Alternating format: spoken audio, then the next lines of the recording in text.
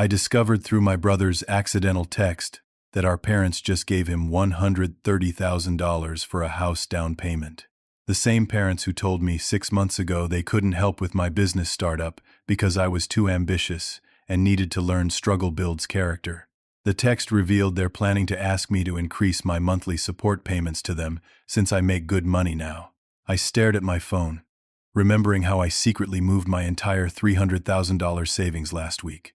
The text from Jason sat on my phone screen like a bomb that had just detonated in my hands. He'd meant to send it to his wife Sarah, but in his excitement, he'd selected my name instead. The message read simply, "Mom and Dad came through.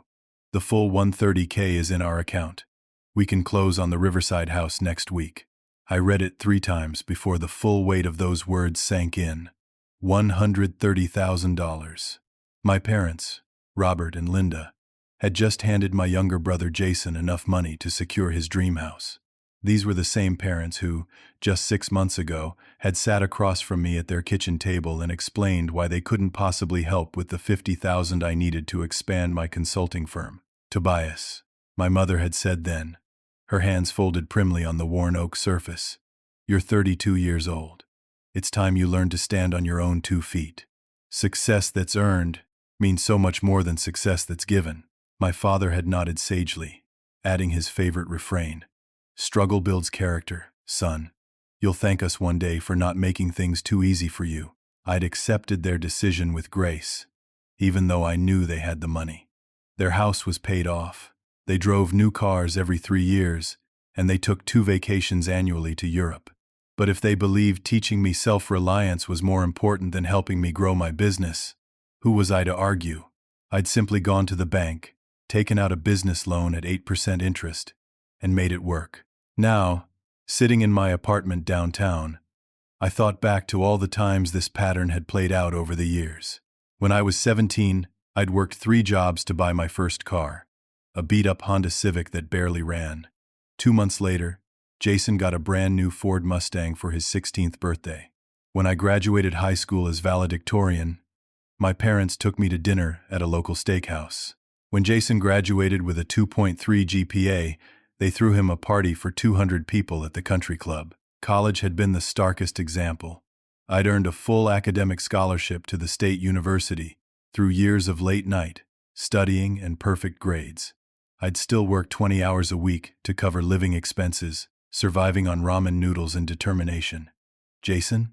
He'd gone to a private college that cost $60,000 a year, all expenses paid by our parents. When he'd dropped out after 2 years to find himself, they'd supported him through a gap year in Europe. When he'd finally returned and enrolled in a different school, they'd paid for that too. He dropped out of that one as well. Different children have different needs, my mother had explained when I'd once questioned the disparity. Jason is more sensitive. He needs more support. You're strong, Tobias. You've always been strong. The irony wasn't lost on me that my strength was used as a reason to deny me help, while Jason's weakness was rewarded with endless financial support. Over the years, I'd watched him fail at 4 different business ventures, all funded by our parents. There was the food truck that never got proper permits, the online clothing store that never shipped a single order, the cryptocurrency consulting firm he'd started despite knowing nothing about blockchain, and most recently, the golf instruction business that consisted mainly of Jason playing golf with his friends. Meanwhile, I'd built my consulting firm from nothing. Starting with just my laptop and expertise, I'd grown it to 12 employees and $2 million in annual revenue. I'd done it without a penny from my parents, through 18-hour days and sacrificing every weekend for 3 years. My parents called me a workaholic, suggested I was too focused on money, and constantly reminded me that there's more to life than success. But apparently, there was enough to life to warrant giving Jason a small fortune for a house he hadn't earned. 3 days later, I sat at my parents' anniversary dinner, watching Jason show photos of his new house on his phone. My parents beamed with pride as he scrolled through pictures of the 4-bedroom colonial in Riverside, one of the most expensive neighborhoods in our city. "Isn't it wonderful?" my mother gushed to the assembled relatives. "Jason's really making something of himself. A homeowner at 29. It's a big accomplishment," my father added, clapping Jason on the back.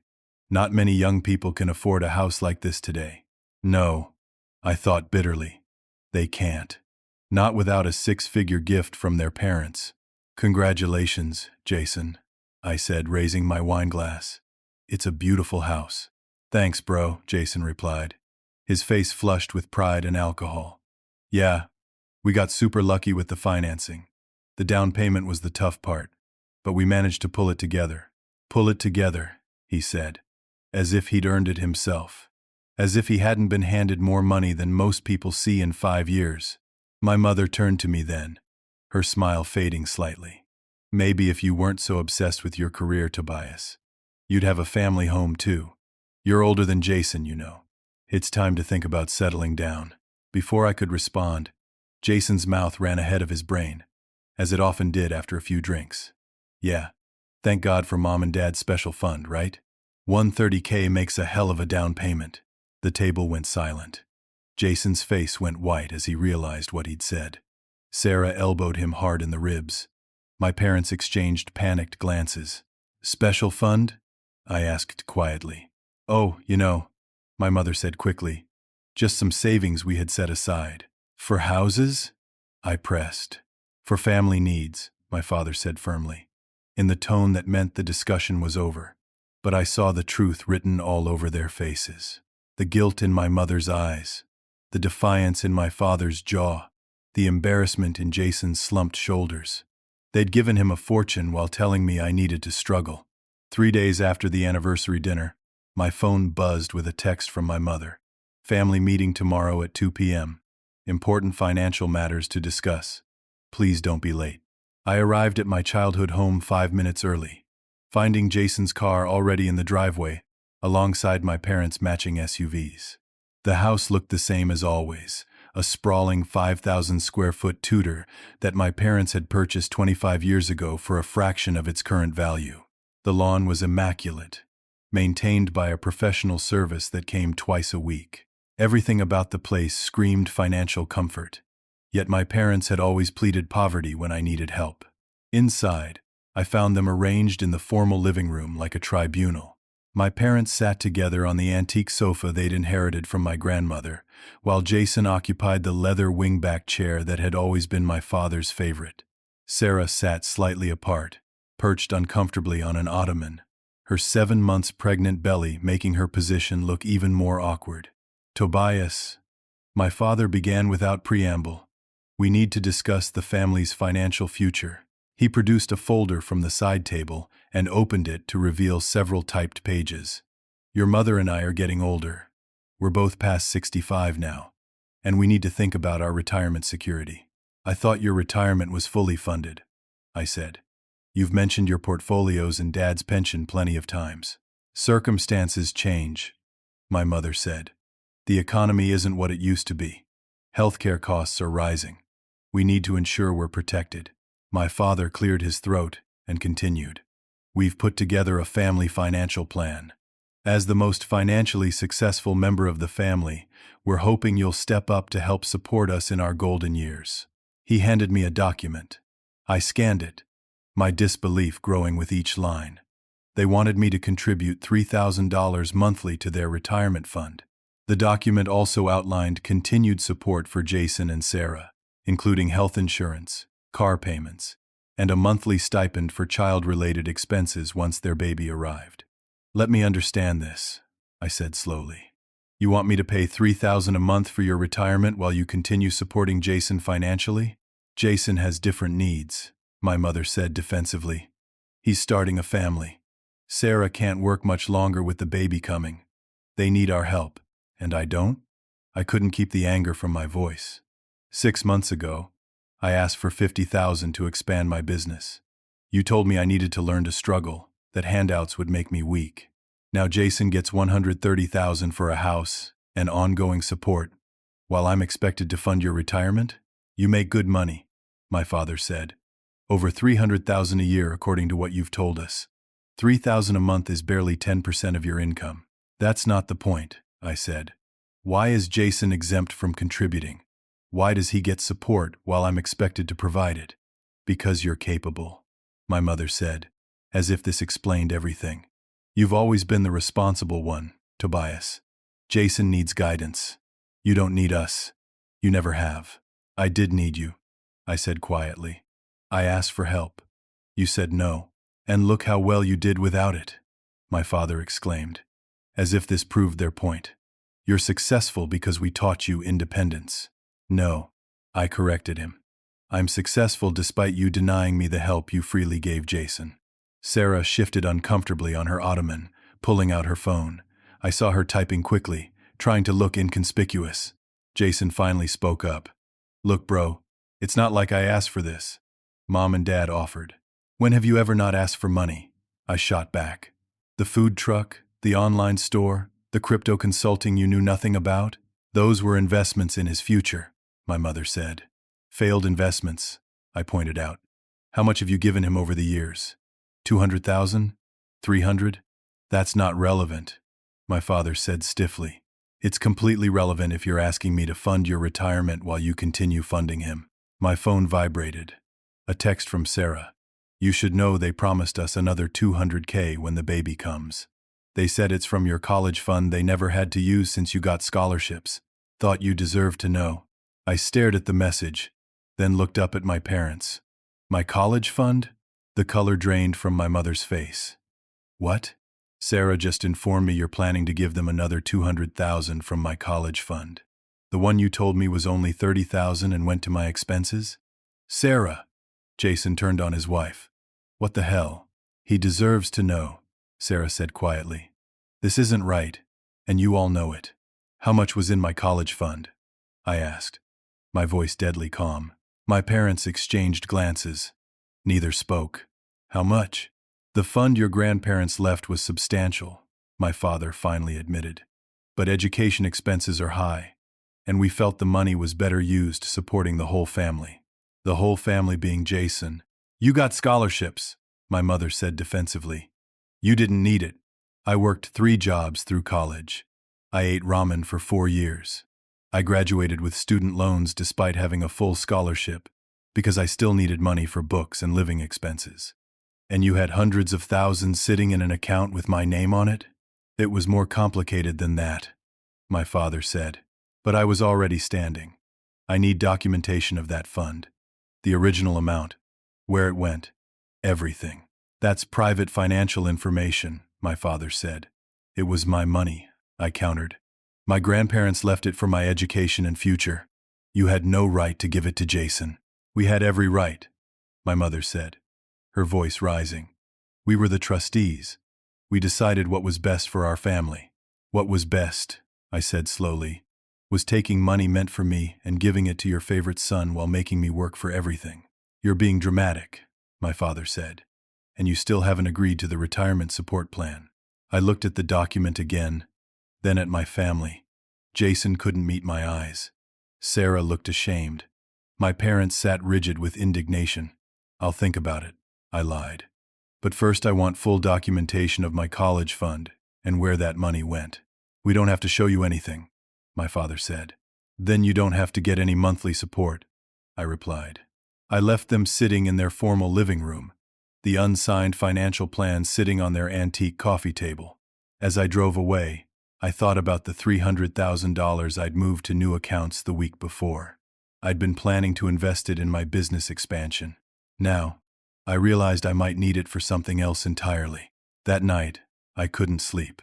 Sarah's text about my college fund kept replaying in my mind. My grandparents had been comfortable, but not wealthy. For them to have left enough money for my parents to give Jason $200,000 while claiming only $30,000 had gone to my education meant the original amount must have been substantial. I called my Aunt Margaret the next morning. She was my father's older sister, but they'd been estranged for years. I'd always been told it was over some petty disagreement, but now I wondered if there was more to the story. Tobias, she said warmly when she answered. What a lovely surprise. How are you? Aunt Margaret, I need to ask you something about my grandparents' estate. There was a pause. What do you want to know? How much did they leave for my education? The pause was longer this time. Your parents never told you? They said $30,000, which went to college expenses. Margaret laughed, but it was bitter.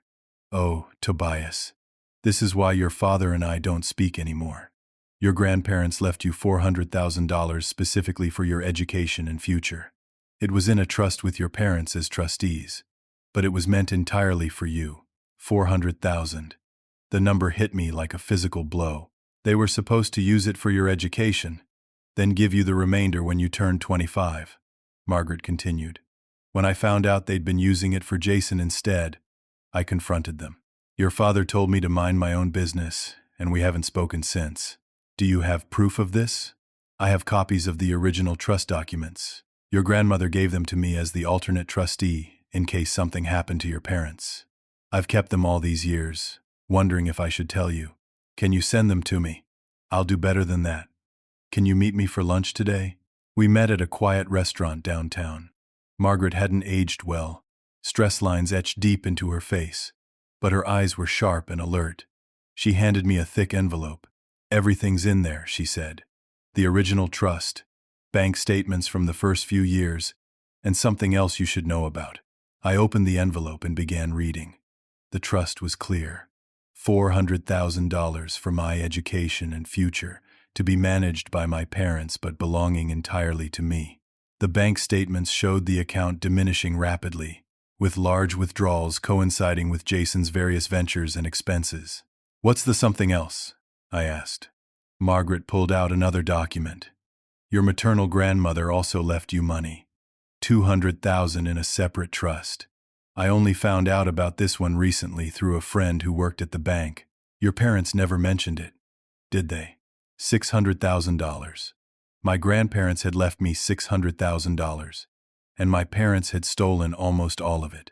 I've been documenting everything for years, Margaret said. Every time Jason posted about a new business venture on social media, every vacation your parents took, every major purchase. I knew the money was coming from somewhere, and I suspected it was your trusts. Why didn't you tell me sooner? Would you have believed me?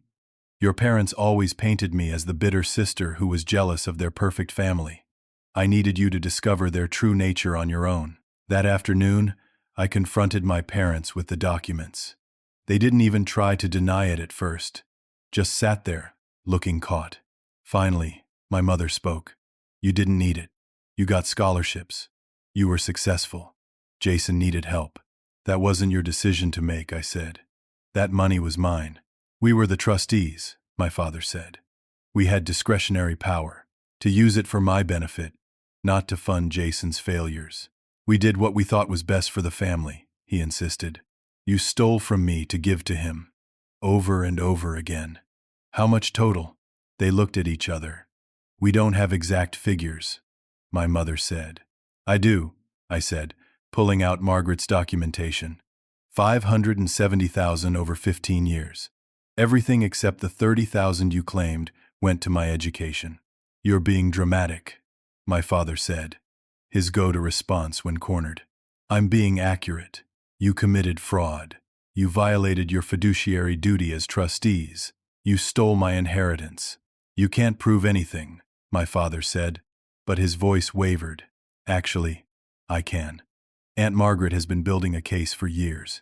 Every withdrawal, every deposit into Jason's accounts, every purchase that coincided with trust withdrawals. It's all documented. My mother started crying. We're your parents. How can you do this to us? How could you do this to me?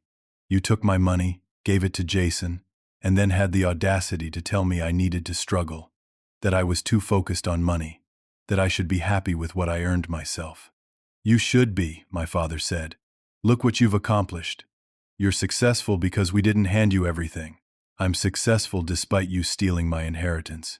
And you actually believe you did me a favor? We did what we thought was right, my mother sobbed. You did what was easy, I corrected. It was easier to give Jason money than to make him work. It was easier to take mine than to admit you were enabling him. And it was easier to convince yourselves you were teaching me character than to admit you were playing favorites. That's not true, my father protested. Then explain why you're still doing it. $130,000 for his house. Another $200,000 when the baby comes, ongoing support indefinitely. All while asking me to fund your retirement. That's different, my mother said. It's exactly the same. You're still taking from me to give to him, you're just being more direct about it now. I stood to leave. I want every penny returned, or I'm filing charges for fraud and breach of fiduciary duty." "You wouldn't," my father said. "We're family." "Family doesn't steal from each other," I replied. "You have 1 week to figure out how to make this right." As I left, I heard Jason in the next room. He'd been listening the whole time. Our eyes met as I passed, and for the first time in our lives, I saw shame in his face. But shame without action is just self-pity, and I was done enabling that too. I spent the next 3 days with my attorney, Marcus Williams, going through every document Margaret had provided. The evidence was overwhelming and damning. Not only had my parents violated their fiduciary duty as trustees, but they'd also filed false tax returns claiming distributions that never reached me. "You have grounds for both civil and criminal charges," Marcus said, adjusting his glasses as he reviewed the trust documents. "This is textbook breach of fiduciary duty, fraud, and potentially embezzlement. The fact that they gave the money to another child doesn't make it less criminal." "What are my options?" "You could pursue criminal charges, which would likely result in prosecution. You could file a civil suit for breach of fiduciary duty and fraud, seeking damages and return of the funds. Or," he paused, "you could use this leverage to negotiate a settlement." I thought about it carefully. Part of me wanted to see them face full consequences, but another part, perhaps the part they'd raised to be responsible, wanted to handle this strategically. "What would you recommend?" "Honestly, document everything, protect your assets, and give them a chance to make it right before going nuclear. But be prepared for nuclear if necessary." I'd already taken steps to protect myself. The week before, when I'd first suspected something was wrong, I'd moved my $300,000 in savings to accounts at different banks, ones my parents had no knowledge of. I'd also incorporated my business in Delaware, moving all business assets out of reach. My apartment lease was ending, and I'd already signed a new one across town under my company's name. But I decided to play a longer game. I called my parents and agreed to meet them for dinner to discuss their retirement plan. They were visibly relieved when I walked into the restaurant, probably thinking I'd cooled down and would agree to their proposal. "I'm willing to sign your agreement," I said, pulling out the document they'd given me. My mother's face lit up. "Oh, Tobias, I knew you'd come around. Family is so important." "Yes, it is," I agreed. "But I have a few conditions." My father tensed. "What conditions?" "First, I want a full accounting of where my trust funds went. Every penny. Documented." "That could take time," he said. "You have 2 weeks. Second, I want you to acknowledge in writing that the funds were mine and were used for Jason's benefit." "That seems unnecessary," my mother said. "It's very necessary." Third, the agreement doesn't start until next month. They exchanged glances but nodded. I signed the paper, dated for 30 days future. What they didn't know was that I'd spent the afternoon with Margaret, who had introduced me to 3 other family members my parents had similarly manipulated over the years. My cousin Derek had been promised an investment in his restaurant from our grandparents' estate that never materialized. My great-aunt Helen had left money for all the grandchildren's education that mysteriously only benefited Jason. There was a pattern, and Margaret had been documenting it all. That evening, Sarah called me. "Can we meet privately? There's something you need to know." We met at a coffee shop the next morning. Sarah looked exhausted, her pregnancy clearly taking a toll, but her eyes were determined. "Jason has been lying to all of us," she began. "The business ventures your parents funded? He's been siphoning money from each one, but not for what you think."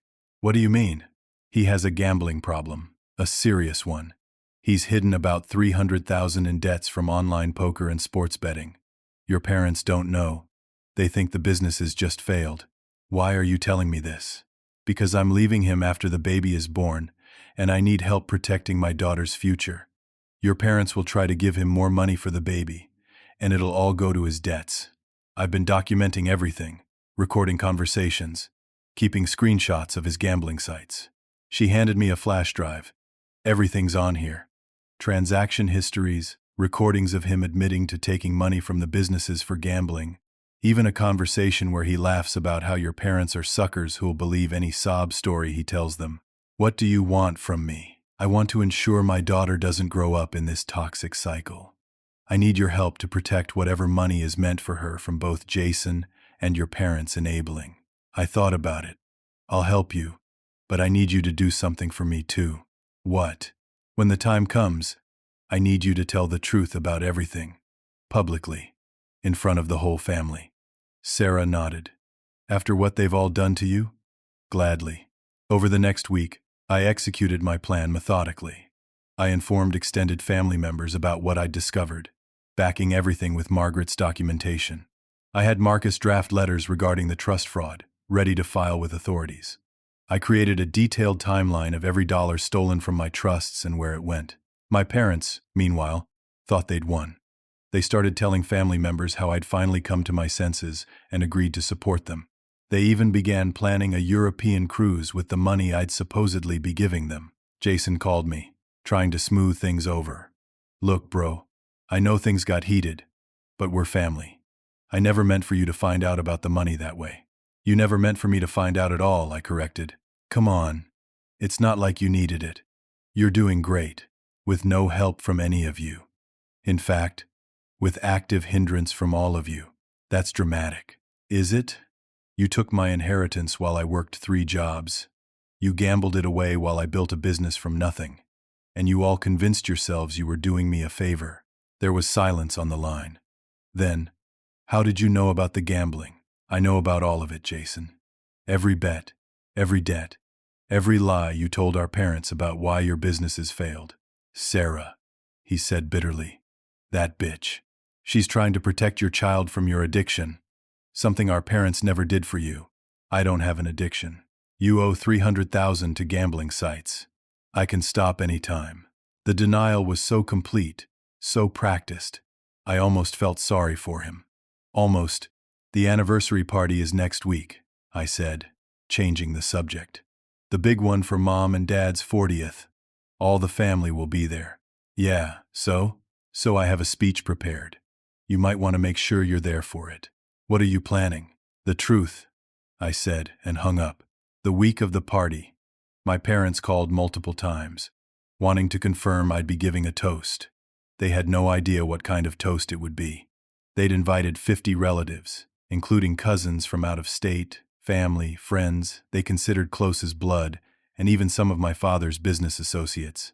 The night before the party, I met with Marcus one final time. Everything's ready, he said. The criminal complaint is drafted. The civil suit is prepared. The liens are ready to file. Once you give the word, your parents won't be able to transfer or hide any assets. And if they try to move money before then, we're monitoring the accounts we've identified. Any suspicious activity, and we file immediately. I nodded. Tomorrow, everything would change.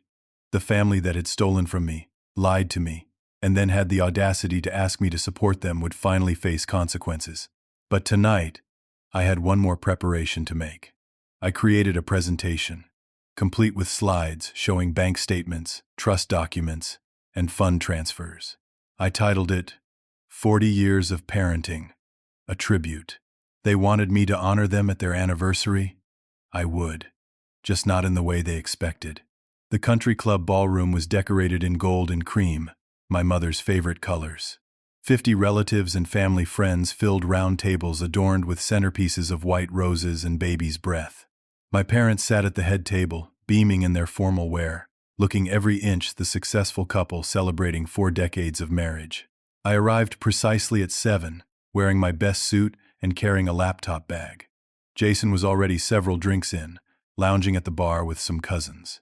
Sarah sat alone at their assigned table, looking uncomfortable in her maternity dress. She caught my eye and nodded slightly. Tobias. My mother rushed over, air kissing my cheek. You look wonderful. I'm so glad you're here. You are giving a speech, aren't you? Wouldn't miss it for the world, I assured her. The dinner progressed normally. Prime rib and salmon, wine flowing freely. Stories about my parents' early years told by their siblings. My Aunt Margaret sat at a corner table, having surprised everyone by accepting the invitation after years of absence. She'd told my parents she wanted to bury the hatchet on their special day. They'd been thrilled, thinking it was a sign everything was returning to normal. After dinner, my father stood up, tapping his wine glass. Thank you all for joining us tonight. 40 years of marriage isn't always easy, but with family support and love, Linda and I have built something beautiful. We're blessed with 2 wonderful sons, and soon, our first grandchild. Applause rippled through the room. He continued, "Our eldest, Tobias, has prepared something special for us tonight." I stood, connecting my laptop to the projection system the country club used for presentations. "Thank you, Dad. I have indeed prepared something special. A tribute to 40 years of parenting." The first slide appeared. A photo of our family from 15 years ago, all smiles at Jason's high school graduation. "My parents have taught me so much over the years," I began. "The value of hard work, the importance of family, and most importantly, the power of truth." The next slide showed a bank statement. The room grew quieter. "This is a bank statement from an educational trust my grandparents established for me. $400,000 to be used for my education and future." I clicked to the next slide. This is the same account 5 years later. Balance, 30,000. Murmurs rippled through the crowd. My parents' faces had gone pale. "Where did $370,000 go?" I clicked again. "Here's where. Jason's first business." Click. "Jason's second business." Click. "Jason's third business." Click. "Jason's fourth business." "Tobias," my father stood up. "This is neither the time nor the place." "When would be the right time, Dad? When you're asking me to pay $3,000 a month for your retirement while still funding Jason?" I clicked to show their proposed financial plan. This is what they presented to me last week. The room was dead silent now. Jason had put down his drink and was staring at the screen. "But wait," I continued. "There's more. This is another trust. From my maternal grandmother, $200,000. Click. Also gone. Also to Jason." "You're twisting things," my mother said, her voice shaking. "We did what we thought was best. You stole from me," I said clearly. "You were trustees of money left specifically for my education, and you gave it to Jason instead. That's not parenting. That's theft." "How dare you?" my father shouted. "How dare I? How dare you steal $600,000 from one son to give to another, then ask the victim to fund your retirement?" Aunt Margaret stood up. "I can verify everything Tobias is saying. I have the original documents. Robert and Linda violated their fiduciary duty as trustees." "And that's not even the whole story," I said, clicking to the next slide. It showed Jason's gambling debts, the screenshots Sarah had provided. The businesses my parents funded? Jason wasn't just bad at business. He was taking the money to gamble. $300,000 in online poker and sports betting. "That's a lie," Jason shouted, but his face had gone white. "Is it?" Sarah stood up slowly, her hand on her pregnant belly. "I have recordings of you admitting it, Jason. Laughing about how your parents were suckers who'd believe any story you told them." The room erupted in chaos. Relatives were talking over each other. My parents were trying to defend themselves. Jason was cursing at Sarah. I clicked to the next slide. A photo of young Jason getting his Mustang while I stood in the background with my beat-up Civic. "But here's what I really want to say," I continued, raising my voice over the din. "This isn't just about money. It's about a pattern of favoritism, so profound it constitutes abuse. Every time my parents gave Jason money they stole from me, they told me I needed to struggle, that I was too ambitious, that I should focus less on success." "You didn't need help," my mother cried. "You were always so capable. I was a child who needed parents, not theft justified as life lessons. You took my inheritance and gave it to Jason while making me work 3 jobs through college. You funded his failures with my money while telling me I was too focused on material success. You created this entire narrative where my strength was an excuse to neglect me and Jason's weakness was an excuse to enable him. "Stop this," my father commanded. "Stop it right now or you're out of this family." "I've been out of this family since you decided Jason deserved my inheritance more than I did," I replied. Then Jason, desperate and drunk, made everything infinitely worse. "At least I didn't hide money from everyone like they did." He pointed at our parents. "Tell them about the offshore accounts. Tell them about the tax evasion." The room went completely silent. "What offshore accounts?" Aunt Margaret asked quietly. My parents looked at each other in horror. They'd had no idea Jason knew about that. The ones in the Caymans, Jason slurred. They've been hiding money from the IRS for 20 years. Hundreds of thousands. They thought I was too stupid to notice, but I saw the statements. My father grabbed Jason's arm. You're drunk. You don't know what you're saying. I know exactly what I'm saying. Jason shot back. You want to talk about theft? What about the money you stole from Uncle Ted's estate? Or Grandma Helen's missing bonds? It was like watching a house of cards collapse in slow motion. Every relative in the room suddenly had questions. Uncle Ted's children wanted to know about their father's estate. Grandma Helen's other grandchildren demanded answers about bonds they'd never heard of. And one more thing, I said, pulling up the final slide. It was a legal document. This is a lien notice. As of yesterday, I've placed liens on all of my parents' properties pending resolution of the trust fraud. They can't sell or transfer anything until my stolen inheritance is returned. You can't do that, my father raged. Actually, I can. My attorney filed it yesterday along with notices to the IRS about the interesting information regarding offshore accounts. Margaret pulled out her phone. I'm calling my attorney right now. If there was theft from Ted's estate, we're filing charges. Other relatives were pulling out phones, talking about lawyers, demanding documentation. My parents stood in the middle of their anniversary party watching their carefully constructed image crumble. This was supposed to be our special day. My mother wept. No, I said, packing up my laptop. This was supposed to be the day you finally faced consequences. Happy anniversary. As I walked out, I heard Sarah's voice ring out clear. I'm divorcing you, Jason, and I'm seeking sole custody.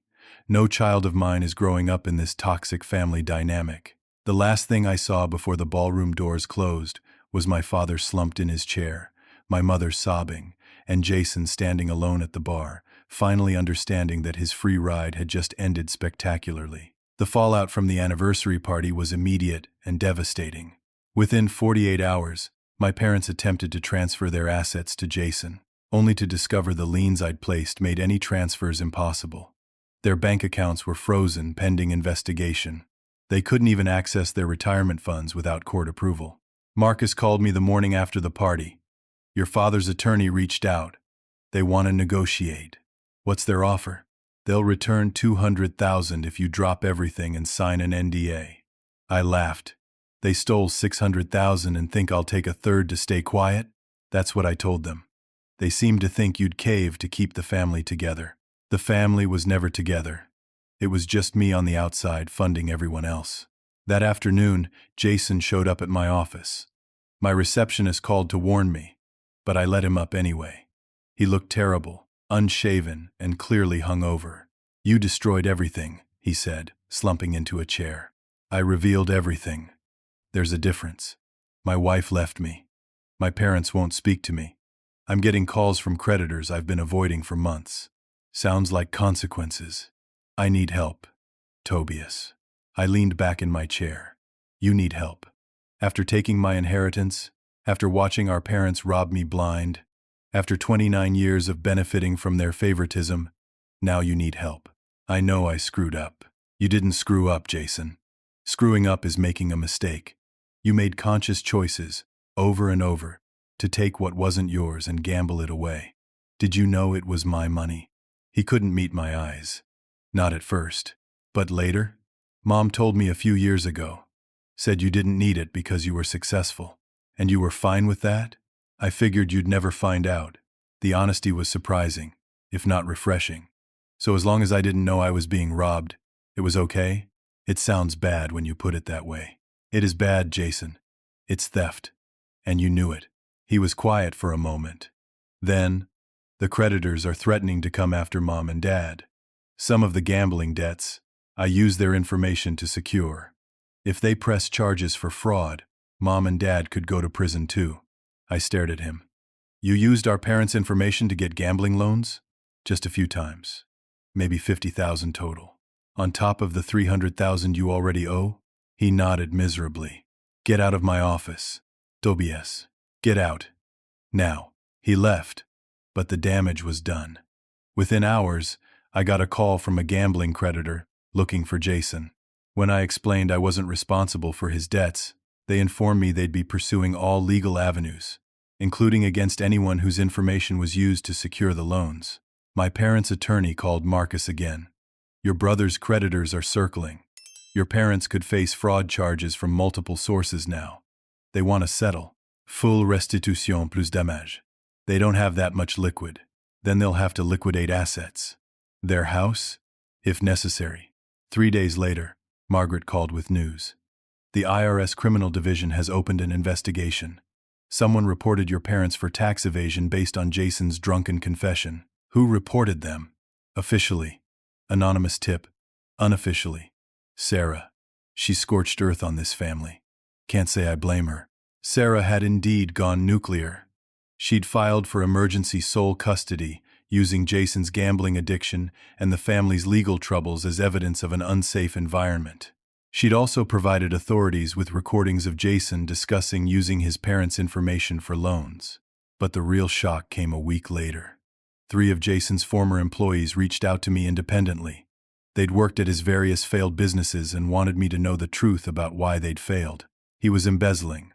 Marcus Daniels, his former food truck manager, told me over coffee, taking cash sales and reporting them as losses. I have documentation. Sandra Chen, who'd worked at his online clothing store, had similar stories. He'd process refunds for orders that were never placed, then pocket the money. I kept copies of everything when I realized what was happening. Tom Bradley from the crypto consulting firm was the most damning. He was running a straight-up scam, taking client money for investments that never happened. I quit when I figured it out, but I kept records in case anyone ever asked. Why didn't you report it? I asked Tom. He was your brother. I figured it was a family thing. But after what happened at the anniversary party, I realized this goes deeper than family drama. I gave all 3 Marcus's contact information. Their evidence was overwhelming. Jason hadn't just failed at business, he'd been actively criminal in his operations. And my parents had kept funding him. The investigation revealed that my parents had to have known. They'd received notices about the food truck's license issues that Jason had hidden. They'd gotten complaints about the online store they'd ignored. They'd been warned about the crypto firm by other family members they'd dismissed as jealous. 2 weeks after the party, my parents' house of cards completely collapsed. The IRS froze all their accounts pending investigation. Jason's creditors filed fraud charges for the loans he'd taken in their names. The former employees provided evidence of embezzlement in businesses my parents had funded, making them potentially liable as investors who ignored criminal activity. And then Jason made one last desperate move. He went to our parents and convinced them that if they transferred their remaining assets to him, he could hide them from the investigations. My parents, panicked and desperate, tried to do it, but the liens blocked them.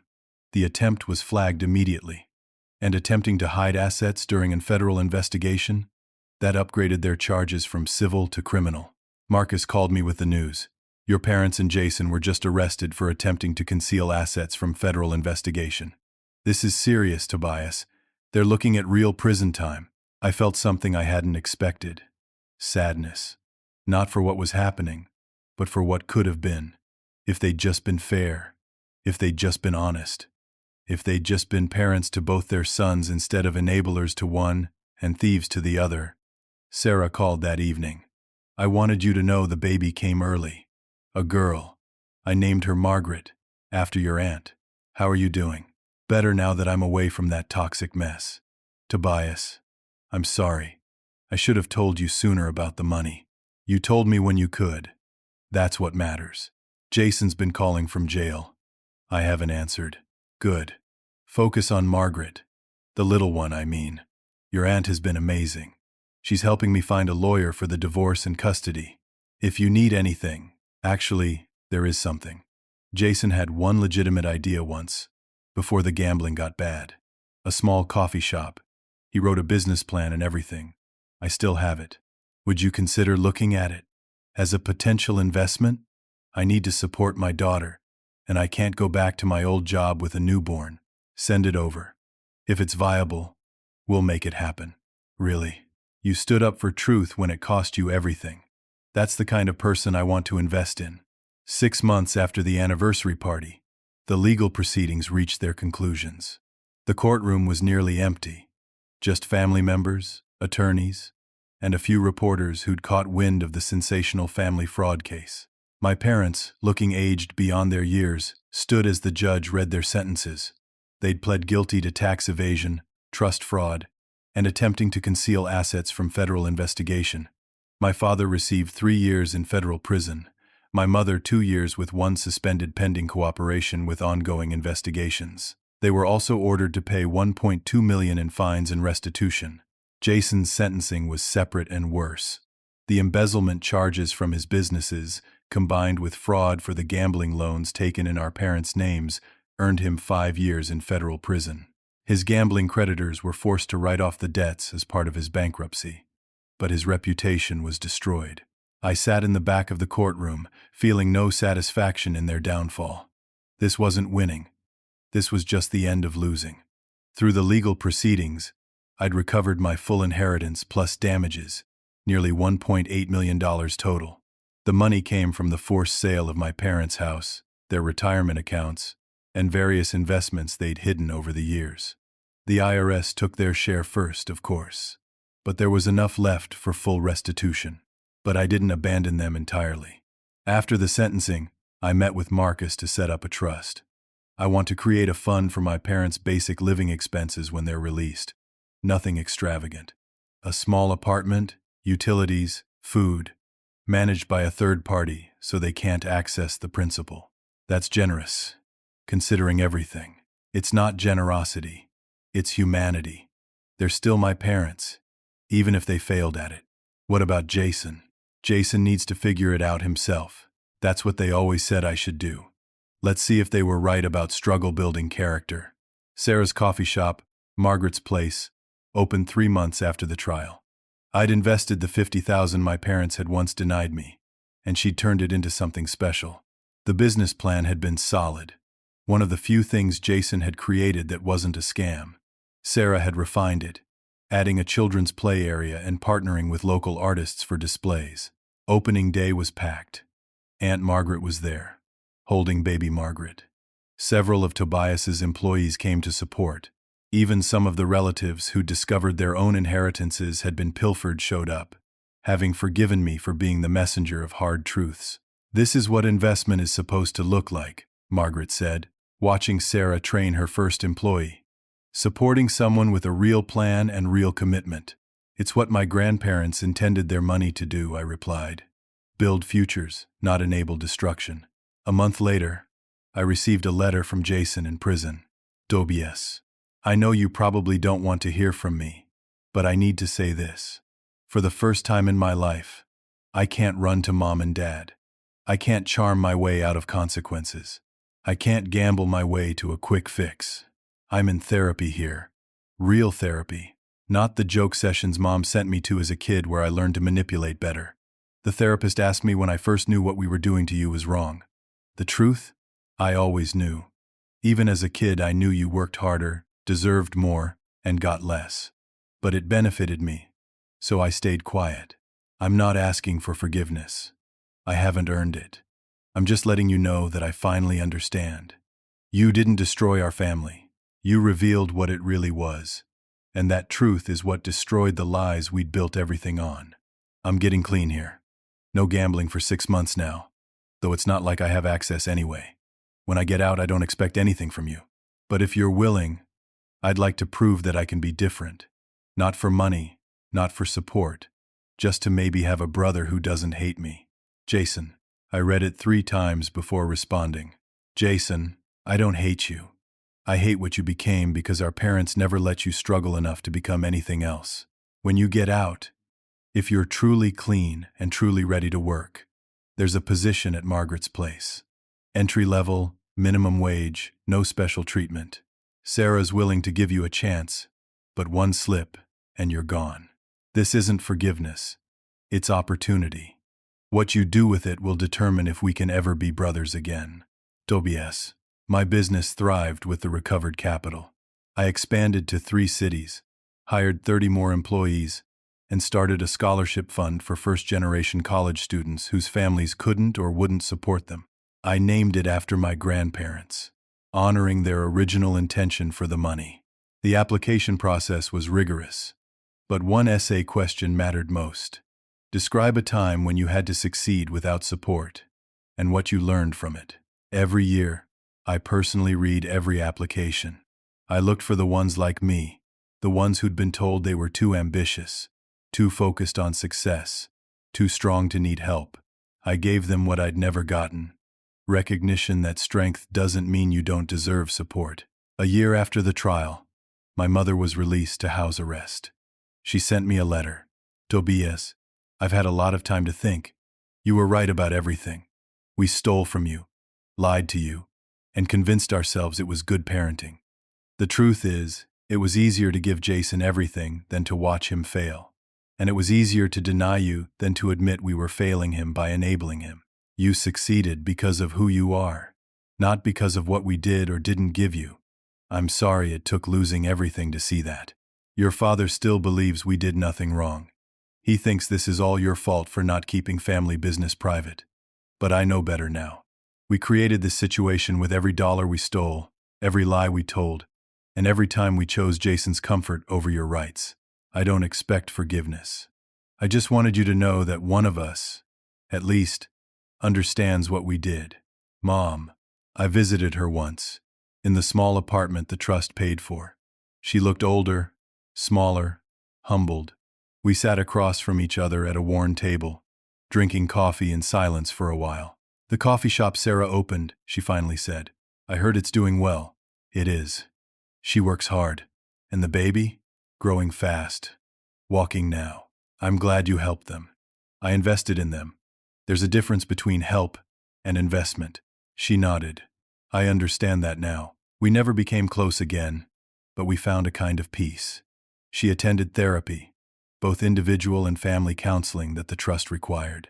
She sent birthday cards that I acknowledged but didn't respond to. It was more relationship than we'd had when she was stealing from me, even if it was less than what could have been. 2 years into Jason's sentence, Sarah brought little Margaret to visit me at my office. The toddler was bright and curious, nothing like her father at that age. "She's been asking about her uncle," Sarah said, "the one who helped Mommy open the coffee shop." I knelt down to Margaret's level. "Hi there, little one." She handed me a drawing, stick figures holding hands in front of a brown square that was probably meant to be the coffee shop. "That's you," she said, pointing to the tallest figure. "It's beautiful. Should we frame it?" She nodded enthusiastically. As Sarah watched me hang the drawing in my office, she said, "You know, you could have destroyed us all completely. Jason, your parents, even me for staying silent so long. But you didn't. Destroying people doesn't fix anything. It just creates more broken pieces. Jason's been writing to me. He seems different. Prison can do that. Or he could be playing another angle. I guess we'll find out in 3 years. I guess we will." My father never accepted responsibility. Even from prison, he wrote letters to family members claiming I'd destroyed the family over money, that I'd chosen greed over blood. Most relatives ignored him, having discovered their own missing inheritances during the investigation. He served his full 3 years, bitter to the end. When he was released, he tried to contest the trust I'd set up, claiming I had no right to control his money. The irony was lost on him. The court reminded him it was my money, recovered from his theft, and I had every right to distribute it as I chose. He could accept the modest support or get nothing. He chose the support but never spoke to me again. Jason was released after 5 years, clean and sober but institutionalized. True to my word, Sarah hired him at Margaret's place. He started as a dishwasher, worked his way to barista, and eventually became a shift manager. It took 2 years before he saved enough to get his own apartment. The first time he received a paycheck he'd actually earned, he called me. "This is mine," he said, wonder in his voice. "I worked for this. Nobody gave it to me. I earned it. How does it feel? Like I'm real. For the first time in my life, I feel real." We never became close brothers. Too much damage, too much history. But we found a functioning relationship built on mutual respect for who we'd each become through struggle. Him by finally facing it, me by overcoming it. The scholarship fund grew beyond my initial investment. Other successful people who'd been denied family support contributed. Within 5 years, it was supporting 50 students annually. all of them learning that strength and ambition weren't reasons to deny them help, but exactly why they deserved investment. At the 5th anniversary gala for the fund, I gave a speech to the scholarship recipients. You were told you were too strong to need help, too ambitious to deserve support, too capable to require assistance. Those were lies told by people who confused neglect with tough love. The truth is, everyone deserves support. Everyone deserves investment. Everyone deserves a chance to build on a foundation instead of constantly fighting just to create one. Your strength isn't proven by suffering alone. It's proven by what you build when someone finally believes you're worth investing in. These scholarships aren't charity. They're recognition that you were always worth supporting. Don't let anyone tell you otherwise. The applause was thunderous, but what moved me more were the tears in some recipients' eyes. They'd heard what I'd needed to hear decades ago, that being strong didn't mean you deserved to struggle more. It meant you deserved support to become even stronger. My story became something of a legend in our city. The son who exposed his family's fraud and recovered his stolen inheritance. But that wasn't how I saw it. To me, it was a story about the difference between enabling and supporting, between favoritism and fairness, between maintaining lies and demanding truth. One evening, as I sat in my office looking at little Margaret's drawings covering one wall, Sarah knocked and entered with a question. Do you regret it? Everything that happened? I thought about it. I regret that it was necessary. I regret that my parents chose favoritism over fairness. I regret that Jason wasted so many years enabled instead of enabled to grow. But exposed the truth? Never. Even though it destroyed your family, it revealed what my family really was. The destruction was already there, hidden under lies and theft. All I did was turn on the lights. She nodded. Jason asked me to give you something. She handed me an envelope. Inside was a check for $500 and a note. This is the beginning of paying you back. Not court-ordered, not required. Just right. It'll take me decades to repay everything, but I'm going to try. Thank you for giving me the chance to become someone who wants to try. Jason. I looked at the check, then handed it back to Sarah. Tell him to put it in Margaret's college fund. The cycle of taking one child's future to fund another ends with us. As Sarah left, I turned back to my work. Plans for expanding the scholarship fund, proposals for new business ventures, and a life built not on what was stolen from me but on what I'd created despite the theft. The last entry in my journal that night read, "Sometimes the greatest gift your family can give you is showing you who they really are, forcing you to become who you're meant to be without them." My parents' favoritism was meant to break me. Instead, it forged me into someone unbreakable. Their theft was meant to limit me. Instead, it taught me to build without limits. Their lies were meant to control me. Instead, they freed me to live in truth. I succeeded not because of my family but in spite of them. And perhaps that's the greatest success of all. To rise above those who tried to keep you down, to build where they tried to destroy, to thrive where they expected you to fail. The money was never really the point. It was about justice, truth, and breaking a cycle of toxicity that would have continued for generations. Today, little Margaret is growing up seeing work rewarded, truth valued, and favoritism rejected. That's worth more than any inheritance. Looking back now, I realize my grandparents' money did exactly what they'd intended, just not how anyone expected. It revealed character, exposed truth, and ultimately funded futures. Just not the future my parents had planned. The truth has a way of surfacing, no matter how deep you bury it, under lies and theft. And when it does, it changes everything. Not always for the better at first, but always for the more honest. And in that honesty, in that truth, there's freedom to become who you were always meant to be. My name is Tobias, and I'm the son who refused to let family theft define my future. I'm the brother who exposed the golden child's tarnish. I'm the man who turned stolen inheritance into invested futures for others.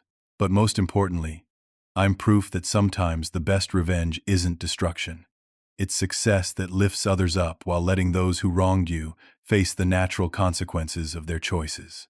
The cycle ends with me, and a new one begins with truth. Have you ever experienced favoritism in your family, where one sibling got everything while you were told to struggle? How did you handle it? And what would you do differently knowing what you know now? Share your story in the comments below. If this story resonated with you, please hit that like button and subscribe to hear more stories about overcoming family dysfunction and finding justice. And if you know someone who needs to hear that being strong doesn't mean they deserve less support, please share this video with them. Thank you for listening. And remember, your worth isn't determined by how others treat you, but by how you rise above their treatment to become who you're meant to be.